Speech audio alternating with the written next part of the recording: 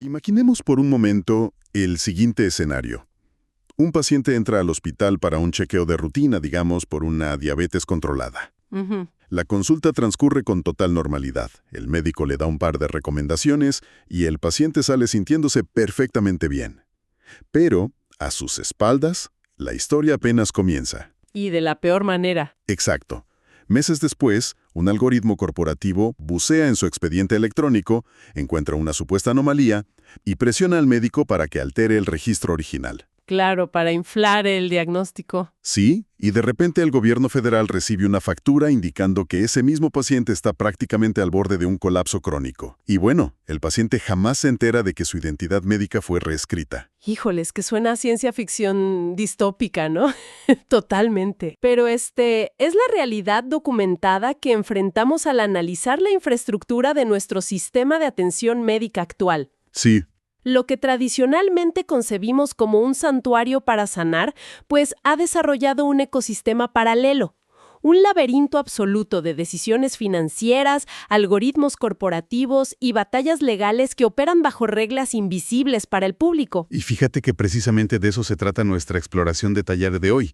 Tenemos frente a nosotros una montaña de documentos. Y no exageras con lo de montaña. No, para nada. Hablamos de auditorías federales exhaustivas, demandas colectivas millonarias, estudios médicos y reportes de noticias fechados hasta marzo de 2026. Exactamente. Y la misión en este análisis a fondo es desentrañar esta crisis de confianza sistémica, enfocándonos en uno de los gigantes hospitalarios, Kaiser Permanente, y en el ajuste de cuentas a nivel nacional sobre las políticas de la pandemia. Es un rompecabezas monumental, la verdad. Las fuentes de hoy abarcan desde la alteración de historiales médicos hasta este choque tectónico que presenciamos en 2026 entre el gobierno federal y los grandes corporativos. Claro, ahora, antes de arrancar de lleno, es imperativo hacer una pausa y aclarar algo fundamental para quienes nos escuchan. Muy importante esto, sí. Los documentos que vamos a revisar hoy contienen información sobre temas que son políticamente muy polarizantes en la actualidad. Ujú. Hablamos de mandatos de vacunas, políticas gubernamentales recientes, posturas de izquierda y de derecha. Y quiero enfatizar, de manera estricta y absoluta, que en este programa no tomamos partido. Para nada. No respaldamos ninguna postura política, ideológica ni médica. Nuestro trabajo aquí consiste única y exclusivamente en reportar de manera imparcial exactamente lo que dicen las fuentes y los registros legales originales. Totalmente de acuerdo. La función de este espacio es, pues, permitir que los datos crudos, las cifras financieras y los fallos judiciales hablen por sí mismos, ¿no? Así es. Bien aclarado ese punto. A ver, vamos a desempacar esto paso por paso. Porque para entender las políticas médicas, primero hay que entender la maquinaria financiera. Claro, el motor detrás de todo. Y empezamos con un hito legal abrumador. Kaiser Permanente acordó pagar $556 millones al Departamento de Justicia. ¡Wow! Es una cifra que paraliza a cualquiera. Sí. Y representa, de hecho, hasta la fecha de estos documentos, el mayor acuerdo por fraude al programa Medicare Advantage en la historia del país. ¿No me digas? Sí, y no estamos hablando de un simple error de contabilidad de «ay, me equivoqué de celda en Excel». Hablamos de un mecanismo sistémico. Claro, y el fraude aquí tiene un nombre técnico en los documentos, ¿no? El famoso upcoding. Exacto, o sobrefacturación sistemática. Según la demanda, desde 2009 hasta 2018, la institución usó herramientas de minería de datos para peinar los historiales de millones de pacientes. Ujú. El objetivo era presionar a los médicos a que agregaran diagnósticos falsos o más graves mediante unos apéndices en el software, a veces hasta un año después de la consulta. Lo fascinante y a la vez aterrador aquí es la mecánica de este algoritmo. En Medicare Advantage, el gobierno paga una cuota fija por paciente basada en una puntuación de riesgo. Ok, Entonces, si el sistema detectaba una diabetes simple, emitía alertas para que el médico lo cambiara a diabetes con complicaciones. claro, porque un paciente más riesgoso significa más fondos federales. Exactamente. Una transferencia de dinero mucho más alta hacia el hospital. O sea, para ponerlo en una perspectiva cotidiana, haz de cuenta que llevas tu auto al mecánico para un cambio de aceite. Ajá. Te entregan el coche bien, pero a tus espaldas, el taller le cobra al gobierno por la reconstrucción completa del motor diciendo que, pues, podría haber fallado. Es una analogía perfecta. El cliente sigue manejando feliz sin saber que su expediente dice que su motor está destruido. ¡Qué locura! Y lo que revelan los documentos es que esto estaba arraigado en la cultura corporativa. La administración ataba bonificaciones financieras para los médicos basándose en maximizar estos ajustes de riesgo. ¡Wow! Y a los médicos que ignoraban las alertas del software se les catalogaba como un problema que le costaba dinero a la empresa. Espera, me cuesta trabajo reconciliar esto. Si la administración amenazaba a los médicos con quitarles bonos por no sobrefacturar, ¿quién es el verdadero responsable del fraude? Buena pregunta. ¿Es el médico que firma bajo presión o el ejecutivo de finanzas que diseñó el algoritmo? Pues esa es precisamente la colisión ética que destapó el gobierno. Hubo personal de cumplimiento interno, los propios auditores, que levantaron banderas rojas durante años. ¿Y qué pasó? Fueron ignorados.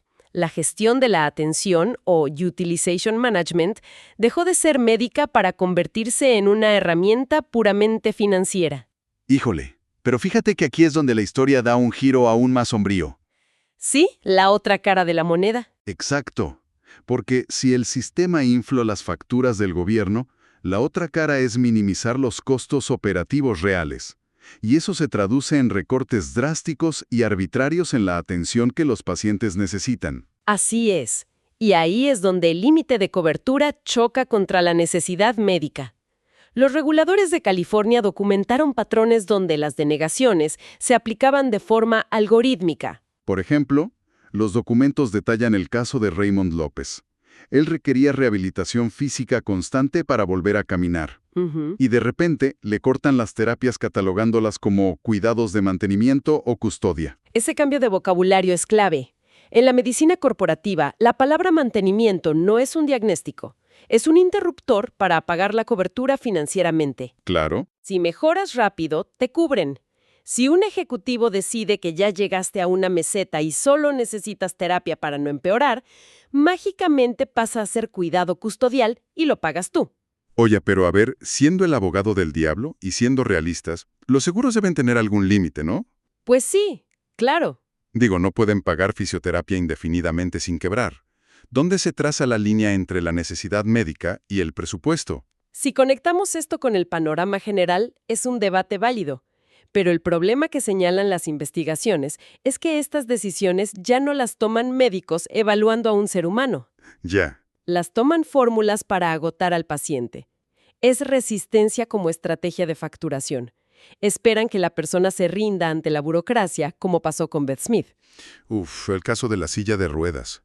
Es de lo más frustrante del archivo. Totalmente. Ella necesitaba una silla motorizada compleja, pero su póliza tenía un límite absurdo de $2,000. Que hoy en día no alcanza para nada. No, una silla así cuesta 5 o 6 veces más. Entonces, ante la negativa del hospital, esta paciente terminó en una ferretería comprando tornillos para arreglar la silla ella misma y no quedar inmovilizada. Es inaudito. O sea, en uno de los sistemas más caros del mundo, resolviendo con piezas de ferretería. Tristísimo. ¿Y esta austeridad también golpeó la salud mental? Hablamos de una multa de $200 millones en California porque había demoras de meses para ver a un psiquiatra. Lo que provocó que más de 2,000 terapeutas se fueran a huelga y protestaban, entre otras cosas, porque Kaiser buscaba reemplazarlos con chatbots de inteligencia artificial. ¡Wow! ¿Chatbots para evaluar pacientes vulnerables? Sí, querían que la IA hiciera las evaluaciones iniciales. ¡Qué locura! Pero hay otro caso trágico por esta rigidez institucional. Una mujer inmunocomprometida a la que se le negó la vacuna del COVID. Sí, un error administrativo garrafal. Se la negaron 6 veces alegando en sus registros que era un virus vivo. Que es científicamente falso con el ARNM. Completamente falso.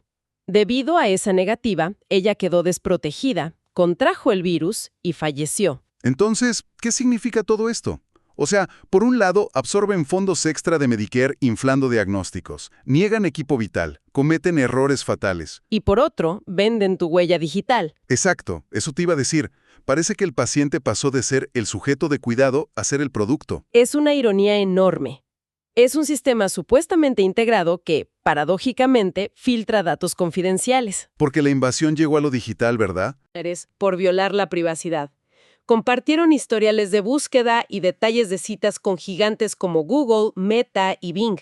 A través de píxeles ocultos en sus páginas. Exactamente. Mediante píxeles de rastreo en los portales web de los pacientes. ¡Qué grave! Y además hay otro acuerdo de 10.5 millones por acoso digital. ¿Ah, sí? ¿Por los mensajes de texto? Ajá. Kaiser continúa enviando spam de marketing a pacientes entre 2021 y 2025, incluso después de que la gente se diera de baja, el famoso opt-out. Ignoraban activamente las preferencias legales de privacidad. Y luego está la asimetría algorítmica, como se vio en la investigación de la DEA. La prescripción masiva de opioides en Roseville. Sí, la farmacia ordenó 1.3 millones de dosis de hidrocodona. O sea, el sistema de IA que detecta si a un médico le faltó la palabra complicado para facturar más, Ajá. convenientemente pase por alto millones de narcóticos fluyendo por su farmacia. Es una locura. Los sistemas de cobro son perfectos, pero los de prevención de adicciones brillan por su ausencia. Tal cual. Y para rematar, hay una multa de 49 millones por tirar expedientes de pacientes y desechos médicos como jeringas directamente en basureros públicos. Se viola el principio más sagrado de la medicina, la confidencialidad. Ahora, toda esta burocracia prepara perfectamente el escenario para el mayor conflicto de nuestras fuentes, el choque institucional sobre cómo se manejaron las reglas en la pandemia versus la nueva realidad de 2026. Es una guerra de jurisdicciones fascinante. Sí, en la pandemia, la era de mano dura en Kaiser llevó a la suspensión de más de 2.200 empleados no vacunados. Y está el famoso caso de la enfermera que pidió una exención religiosa y Recursos Humanos dictaminó que sus creencias no eran sinceras. Y la escoltaron fuera del edificio. Sí, Recursos Humanos auditando la fe de un clínico. Pero luego damos un salto masivo a 2026. El nuevo liderazgo del gobierno federal, con Robert F. Kennedy Jr. en el HHS y Jay Bhattacharya en los CDC, instaura el llamado calendario Kennedy. ¿Un cambio de rumbo total? Sí. Eliminaron la vacuna universal de COVID y la movieron a toma de decisiones clínicas compartidas. Ya no es un mandato ciego, sino una decisión individual en el consultorio. Exacto. Pero a pesar de que el gobierno quitó los incentivos, Kaiser y otras instituciones siguen empujando las vacunas universalmente. ¿Es por la inercia institucional? Y aquí te pregunto, imagina ser un paciente en medio de este fuego cruzado. Tu hospital te dice que es obligatorio, pero el gobierno federal dice que es decisión individual. ¿A quién se supone que debe hacerle caso la gente? Es una fragmentación brutal. Estas grandes instituciones son como barcos gigantescos que tardan años en cambiar de rumbo. Claro. Y hay temas políticos. Se alinean con estados demócratas como California, que demandó al gobierno federal, y con sus contratos de atención basada en valor, que los premian por altas tasas de vacunación. Aquí es donde se pone realmente interesante. Porque este cambio federal de 2026 no ocurrió en el vacío. No, para nada. Fue impulsado por una avalancha de datos médicos retrospectivos y revelaciones sobre cómo se manejaron las bases de datos originales. Sí, el escrutinio médico sobre el ARM. Empezando por la advertencia obligatoria de la FDA sobre la miocarditis. Que es la inflamación del corazón, ¿verdad? Exacto. Registraron una tasa cruda de 27 casos por millón en hombres jóvenes. Y lo alarmante fue la persistencia del daño. Las cicatrices visibles en resonancias con gadolinio meses después. Y los documentos muestran cómo se intentaron ocultar estas alertas tempranas. Se usó la etiqueta de desinformación como arma política. Y el ejemplo más claro de manipulación pasiva fue el sistema BeSafe de los CDC. Ah, el de los celulares. Sí, este sistema, diseñado para reportar efectos secundarios, ni siquiera tenía una opción para que el paciente reportara dolor de pecho o palpitaciones. O sea, ignorando intencionalmente las señales cardíacas. Es como escuchar la alarma en incendios de tu casa y decidir salir al patio para revisar si el pasto está verde. Exactamente. Y le das la espalda al humo a propósito para decir que todo está bien. Es ceguera institucional intencional. Y las revelaciones de 2026 explicaron cómo pasó esto. La operación fue manejada bajo contratos de contramedidas del Departamento de Defensa. Con la ley PREP, ¿no? Así es, al ser contra medidas militares y no regulaciones farmacéuticas civiles, se activó un escudo legal absoluto contra demandas por negligencia. ¡Wow! Ahora, para ser completamente justos e imparciales con las fuentes, los documentos también muestran el otro lado de la moneda científica. Muy cierto, el contexto es clave. El estudio del BMJ, el British Medical Journal, demuestra que si bien la vacuna duplica el riesgo base de miocarditis en jóvenes, la infección por el virus del COVID en sí misma incrementa el riesgo de miocarditis 7 veces más. Es un análisis de riesgo-beneficio fundamental.